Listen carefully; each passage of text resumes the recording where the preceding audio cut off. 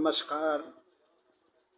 आपका हमारे मंच में स्वागत है। आज की चर्चा का विषय है क्या निहित स्वार्थियों और समाज विरोधी राष्ट्र विरोधी तत्वों के डर से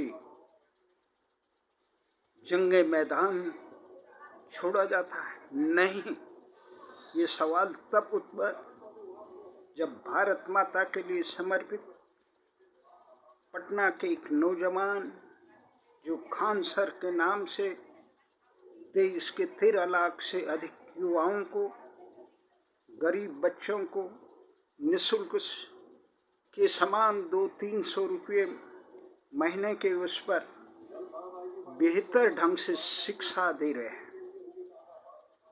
उनके पढ़ाने का बहुत रोचक ढंग है, उनका लक्ष्य बहुत ऊपर है। वो राष्ट्र निर्माण की बात कर रहे हैं।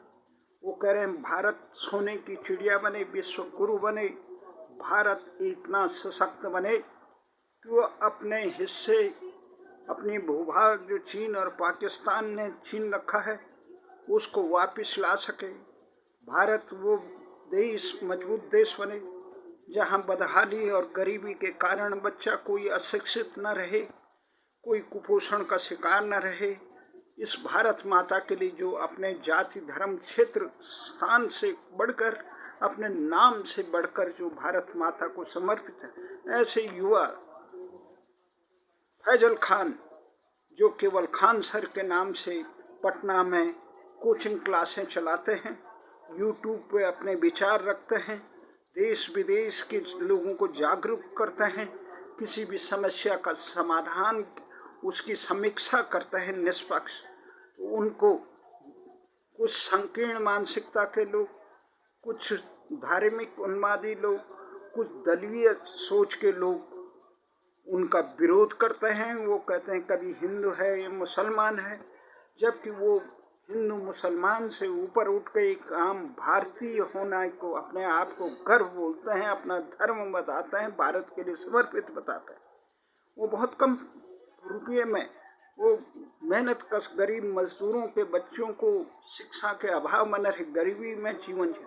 वो अपने जीवन के आदर्श को कर्ण और विवेकानंद और डॉक्टर अब्दुल कलाम को अपने जीवन का आदर्श बताते हैं, और जो चाहते हैं कि भारत का हर बच्चा जागरूक बनकर देश को मजबूती की राह पे ले जाए। ऐसे खान सर, उनके वीडियो को देखकर ये सबसे बड़ा विवाद किया कि ये हिंदू है, ये मुस्लिम। उन्होंने कहा हिंदू और मुस्लिम से तुम्हें क्या, मैं सभी धर्मों का सम्मान करता हूँ। और वो आज देश की मुख्य मीडिया से लेकर सोशल मीडिया में, यूट्यूब चैनल से लेकर ट्विटर में इस प्रकार की बहस छिड़ी, वो हिंदू है मुसलमान। उसका जवाब देते उन्होंने जो वीडियो बनाया उसमें उन्होंने साफ कहा कि इस प्रकार के लोगों से मैं तंग आकर आप लोग मुझे सुझाव दीजिए कि मैं क्या यूट्यूब छोड़ दूँ। तो हमारा ये साफ मानना है। उन्होंने जिस प्रकार कहा था कि सीता माता भी इस प्रकार के तानों से ध्वज होकर ये इस संसार को चली गई, तो हमारा ये साफ मानना है कि राष्ट्र विरोधी तत्वों, असामाजिक तत्वों, निहित स्वार्थी लोगों के हुंकार सुन के कभी भी बहादुर लोग, वीर सपूत जंगे मैदान नहीं छोड़ते हैं। और जिस प्रकार से वो खुद कहते हैं कि वो कम से कम पृथ्वीराज चौहान की तरह, राणा प्रताप की तरह और जाबाज लोगों की तरह जंगे मैदान से पीछे नहीं होंगे अपने भारत के सम्मान के लिए, क्योंकि राष्ट्र विरोधी तत्वों का मुख्य लक्ष्य है देश में जातिवाद, क्षेत्रवाद और संकीर्ण दलीय स्वार्थों को उभार कर, बांट कर इस देश के अमन चैन को रसातल में पहुंचाना। उसको न होने देने के लिए खान सर जैसे नौजवानों की जरूरत है, जो देश को सही दिशा दे सके, जो बच्चों में प्रेरणा भर सके, बच्चों को ये सिखा सकें कि वो जाति, धर्म, क्षेत्र में ये परिस्थितिजन्य है, उनका कोई योगदान नहीं है, वो देश के लिए है। अगर ये देश मजबूत होगा तभी राष्ट्र मजबूत होगा, ये देश आगे बढ़ेगा तभी इस देश का नागरिक आगे बढ़ेगा। जिस प्रकार सीरिया से लेकर अफगानिस्तान, मिस्र से लेकर सब तबाह हो चुके हैं। देश अगर मजबूत होगा, खुशहाल होगा, क्या कारण है कि भारत आज इतना मजबूत है और वहीं पाकिस्तान जो हमारे सहोदर भाई है वो बिल्कुल पतन के गर्त में। इसका मुख्य कारण है कि वहाँ उन्होंने संकीर्ण जाति धर्म को महत्ता दी, यहाँ ज्ञान को महत्ता दी, यहाँ लोगों ने मानवता को महत्ता दी। अगर राष्ट्र को महत्ता देंगे, जिस प्रकार से देश को अभी खान सर को ये सोचना चाहिए, देश को राजनीतिक दलों ने किस प्रकार से दलदल से बनाया, ये बेनकाब हो चुके हैं। 26 मई को जिस प्रकार से इन कोरोना काल में, जिसमें सामाजिक राजनीतिक से लेकर किसी प्रकार के आयोजन पर प्रतिबंध है, उस समय इन्होंने किसानों का काला दिवस मनाने के लिए लोगों को प्रोत्साहन किया। ये बिल्कुल वह है। और देश के राजनीतिक दलों को चाहिए था कि किसानों की मांग को तुरंत स्वीकार करें, वो मांग जो उनको न्यूनतम समर्थन मूल्य का कानूनी अमलजामा इत्यादि। हमारा एक साफ मानना है कि खान सर, देश में आप जैसे युवाओं की जरूरत है।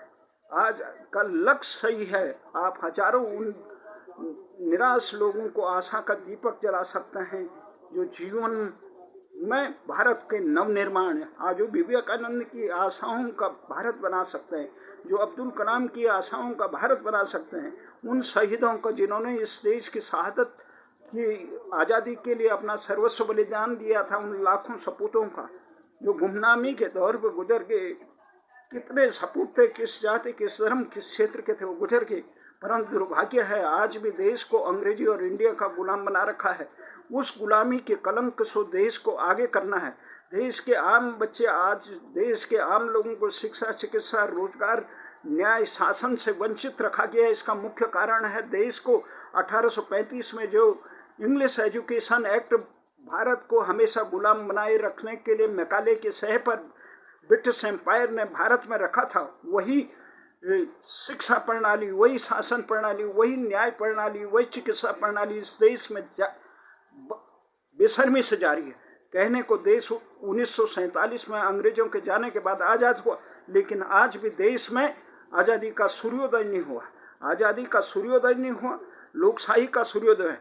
देश की भाषा में अपनी शिक्षा नहीं मिलती, रोजगार नहीं मिलता, न्याय नहीं मिलता है, शासन नहीं मिलता है, तो वो देश आज़ादी से गुलामी से बदतर होता है।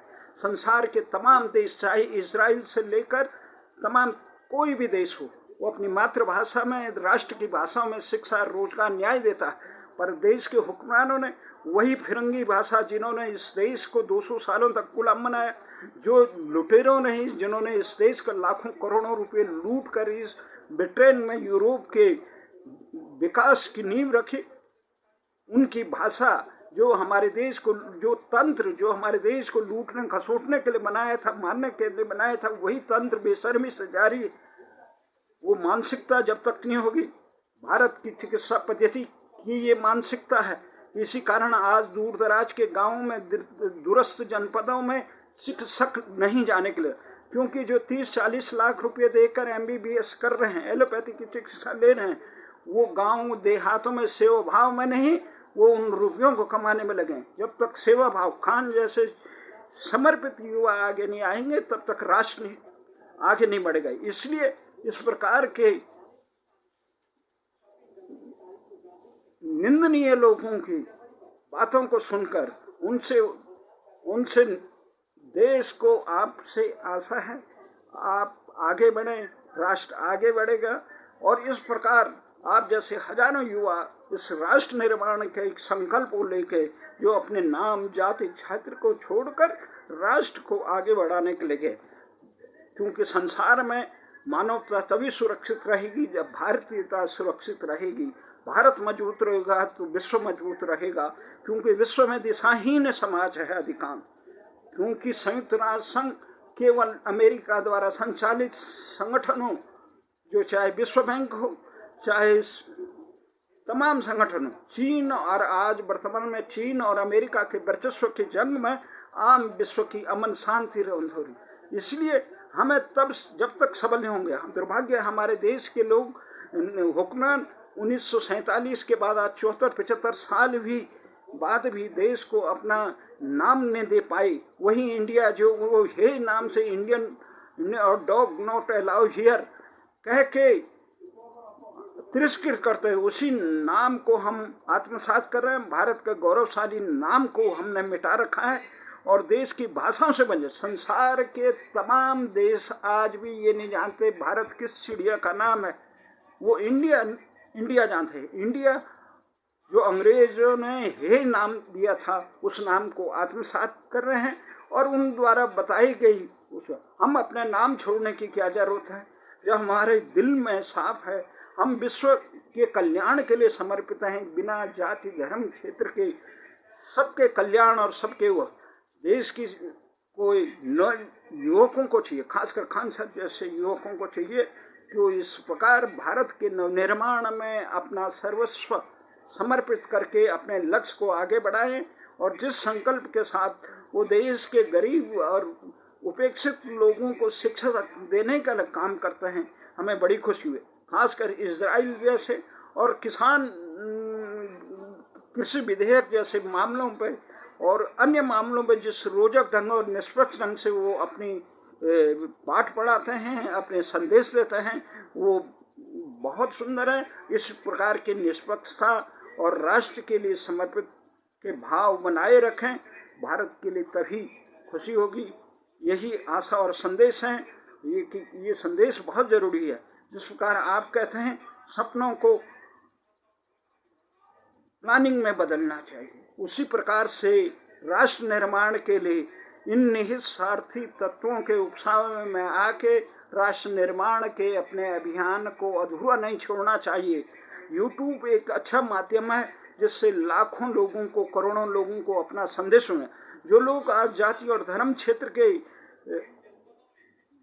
भेद में करके देश को पतन के गर्त में धकेल रहे हैं, उन युवाओं को एक संदेश मिले कि उनके नाम में, उनके क्षेत्र के किस जाति में पैदा हो गया, किस धर्म में पैदा हो गया, किस रंग रूप नस्ल में पैदा हो गया, उसका कोई योगदान नहीं। उसका योगदान केवल है राष्ट्र निर्माण का, सबके कल्याण का, जो भारतीय संस्कृति सिखाती है। सर्वे भवन्तु सुखिनो सर्वे सन्तु निरामया सर्वभद्राणि पश्यन्तु माँ कश्चित् उपात। सबके कल्याण के संकल्प हो, सबके कल्याण में अपना संकल्प है। उस परमात्मा को सब में देख के इंसान जो आगे काम करेगा वही सर्वश्रेष्ठ है। आशा ही नहीं, पूरा विश्वास भी है कि खान सर इन तमाम प्रकार के संकीर्ण लोगों के उकसावे में आकर राष्ट्र निर्माण के इस कार्य को अधूरा नहीं छोड़ेंगे, क्योंकि YouTube से वो भारत के कोने कोने तक आम आदमी तक पहुंच सकते हैं और उनकी अज्ञान दिशाहीनता को दूर कर सकते हैं। नहीं तो जाति धर्म क्षेत्र के संकीर्ण दायरों में फंसाकर ये राष्ट्र के अमन चैन पर ग्रहण लगाने वाले तत्व सफल हो जाएंगे। आशा है आप भारत माता की उस लाज को बचाने का काम करेंगे जिसके लिए आप तक अपने संदेशों में और अपने चरित्र में आपने आत्मसात किया, साकार किया। इसी आशा और विश्वास के साथ आप जहाँ भी रहें राष्ट्र निर्माण के लिए संकल्पित रहे, क्योंकि आप ऐसे दीपक जला रहे हो जिससे लाखों लाखों लोगों को, युवाओं को भारत के जो भविष्य हैं, जिन्होंने भारत के भविष्य बनना है, उनको सद्मार्ग पे देना ही सबसे बड़ा काम है। उस सद्मार्ग पे देने के लिए आपने अब तक जो संदेश दिया, जो कार्य किया, वो उस परीक्षा में आप सफल हैं। इसी के साथ, आशा के साथ, आशा और विश्वास के साथ आप अपने इस कुरुक्षेत्र के मैदान से दैन्यम पलायनम, इस पलायन नहीं करेंगे। पलायन किसी समस्या का समाधान नहीं है।